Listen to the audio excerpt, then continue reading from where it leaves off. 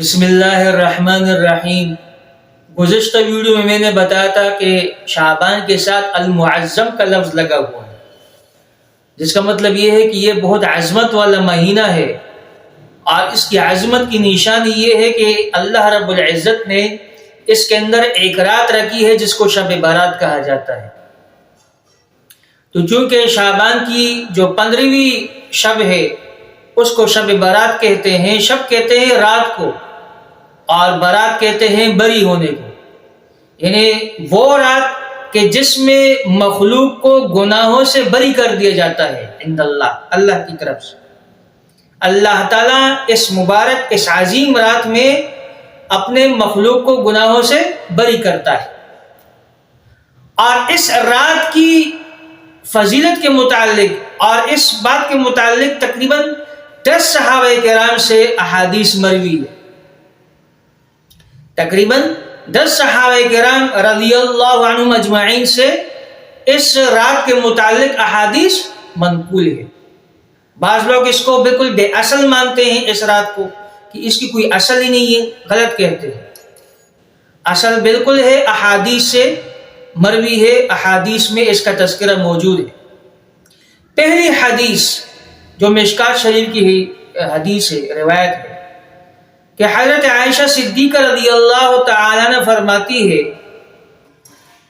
کہ شعبان کی 15ویں شب میں نے نبی کریم صلی اللہ علیہ وسلم کو موجود نہیں پایا، اپنی آرامگاہ پر موجود نہیں پایا، تو میں تلاش میں نکلی، تو میں نے دیکھا کہ نبی اکرم صلی اللہ علیہ وسلم جنت البقیع یعنی قبرستان میں ہے۔ پھر مجھ سے آپ صلی اللہ علیہ وسلم نے فرمایا کہ آج شعبان کی 15ویں شب ہے، آج شعبان کی 15ویں رات ہے، اور اس رات میں اللہ تعالیٰ آسمان دنیا پر نزول فرماتا ہے، اور قبیلہ بنی کلب کے بکریوں کے بالوں کے تعداد سے بھی زیادہ اللہ تعالیٰ گناہ گاروں کی بخشش فرماتا ہے۔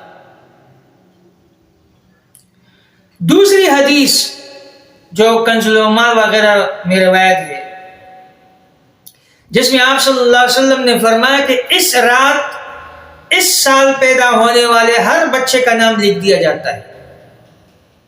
اس رات میں اس سال پیدا ہونے والے ہر بچے کا نام لکھ دیا جاتا ہے، اور اس رات میں اس سال مرنے والے ہر آدمی کا نام بھی لکھ دیا جاتا ہے۔ اور پھر آپ نے فرمایا کہ اس رات تمہارے اعمال اٹھائے جاتے ہیں اور تمہارا رزق اتار دیا جاتا ہے۔ یہ کنز العمال وغیرہ کی حدیث کتاب میں موجود ہے۔ اسی طرح ایک تیسری حدیث میں ہے کہ جس میں آپ صلی اللہ علیہ وسلم نے فرمایا کہ اس رات میں تمام مخلوق کی مغفرت کر دی جاتی ہے۔ اس رات میں تمام مخلوق کی مغفرت کر دی جاتی ہے سوائے 7 لوگوں کے۔ 7 ایسے بد نصیب لوگ ہیں کہ اس عظیم رات بھی ان کی مغفرت نہیں ہوتی۔ نمبر 1 مشرک، کہ جو اللہ کی ذات یا اللہ کی صفات کے ساتھ شرک کرتا ہے، شرک ٹھہراتا ہے، اس مشرک کی بخشش اس عظیم رات بھی نہیں ہوتی۔ نمبر 2 کینور یعنی کینہ پرور آدمی، کہ جو اپنے سینے میں کینہ لیے ہوئے گھومتا پھرتا ہے اور لوگوں سے کینہ بغض رکھتا ہے، تو ایسے عظیم رات بھی اس آدمی جو کینہ پرور آدمی ہے اس کی بھی مغفرت نہیں ہوتی۔ تیسرا شخص والدین کا نافرمان، وہ اولاد جو والدین کا نافرمان ہوتے ہیں تو اس عظیم رات بھی ان کی مغفرت نہیں ہوتی۔ اور اسی طرح شرابی جو شراب کا عادی ہے، اس شرابی کی بھی مغفرت نہیں ہوتی۔ قاتل ہے، قتل عام کرتا ہے اور لوگوں کو ناحق مارتا ہے، تو قاتل کی بھی مغفرت نہیں ہے۔ اسی طرح وہ آدمی جو اپنی شلوار کو ٹخنوں سے نیچے لٹکائے، چونکہ یہ تکبر کی علامت ہے، تو اللہ کے نبی نے فرمایا کہ اس آدمی کی بھی اس عظیم رات میں مغفرت نہیں ہوتی۔ اور اسی طرح ایک چغل خور جو خواہ مخواہ چغل خوری کرتا ہے لوگوں کی، تو اللہ کے نبی نے فرمایا کہ اس چغل خور کی بھی اس عظیم رات میں مغفرت نہیں ہوتی. یہ 7 ایسے لوگ ہیں کہ اس عظیم رات بھی اللہ تعالیٰ ایسے لوگوں کی مغفرت نہیں فرماتا جب تک کہ وہ اپنے اس عظیم گناہوں سے اور اپنے جرائم سے مکمل توبہ نہ کر لے.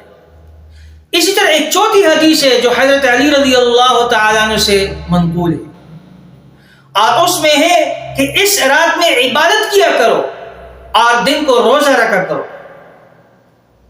اس رات سورج غروب ہوتے ہی اللہ تعالیٰ اپنے بندوں کی طرف متوجہ ہوتے ہیں اور اعلان ہوتا ہے کہ کون ہے جو اپنے گناہوں کی بخشش کروائے, کون ہے جو اپنے رزق میں وسعت کرے, اور کون مصیبت زدہ ہے جو مصیبت سے چھٹکارا حاصل کرنا چاہتا. تو یہ اعلان ہوتا ہے اللہ کی طرف سے کہ کون ایسے لوگ ہیں جو اپنے آپ کو بخشوائے.